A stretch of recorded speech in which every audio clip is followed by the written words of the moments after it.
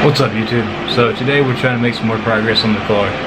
Basically the goal is to finish up the fuel system, get that plumbed up, go ahead and connect the ECM or the AM Infinity, try to get it communicated with all the sensors that I've wired up, and more or less that's just the goal for today. We got some stuff coming in to completely finish the fuel system. That should be here tomorrow sometime. But as for now, I'm just basically running the fuel lines underneath the car, trying to tuck them up against the frame rails and hook up the surge tank and also the fuel pump stick.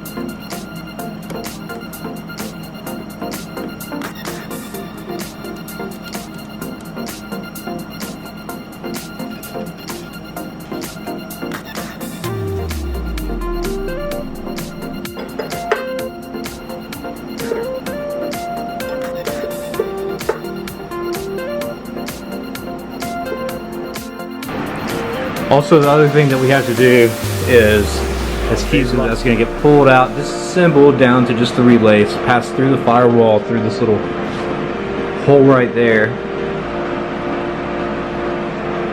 This guy. And I'm thinking about putting